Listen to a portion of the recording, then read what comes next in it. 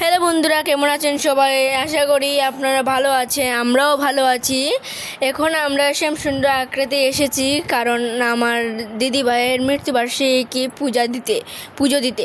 এই যে দেখেন আঁকার পুকুরটা কি সুন্দর, এখানে অনেক জিনিস আছে।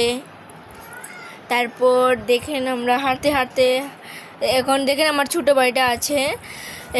এখানে দেওয়ালে অনেক সুন্দর সুন্দর চিত্র আঁকা আছে, যেমন কালী পুজোর চিত্র, দুর্গা পূজার চিত্র, অনেক রকমের চিত্র আছে। এই দেখেন দুর্গা পূজা তো চলেই আসছে, তাই দুর্গা পূজার মূর্তি তৈরি হচ্ছে কারণ দুর্গা পূজার উপলক্ষে। তারপর আমরা দুর্গা পূজার মূর্তি দেখে দেখে হাঁটতে হাঁটতে এখন মন্দিরে চলে এসেছি। এখন মন্দিরে বাহিরটা দেখা যাচ্ছে, ভিতরে ঢোকার পর বোঝা যাবে। এই যে এখন আমার ভাই ভক্তি দিতে চাচ্ছে না, এখন ভক্তি দিচ্ছে। তারপর ভক্তি টক্তি সেরে এখন আমরা ঠাকুরকে দেখাচ্ছি।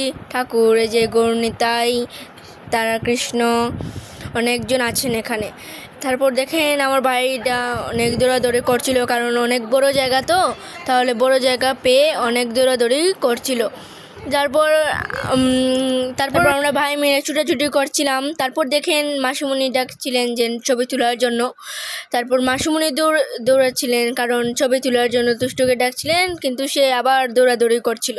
তারপর আবার আমরা ঠাকুরের কাছে চলে এলাম, ঠাকুরকে দেখানো হচ্ছে। তারপর তাকে ধরে তারপর আনা হয়।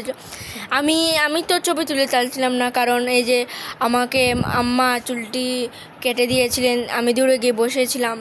তারপর মাসিমণি বলেন কিছু হবে না, আসো আসো। তারপর আমি ছবি তুললাম, মা ইফাকে একটু ভিডিও করে নিলেন। তারপর শেষ, টাটা।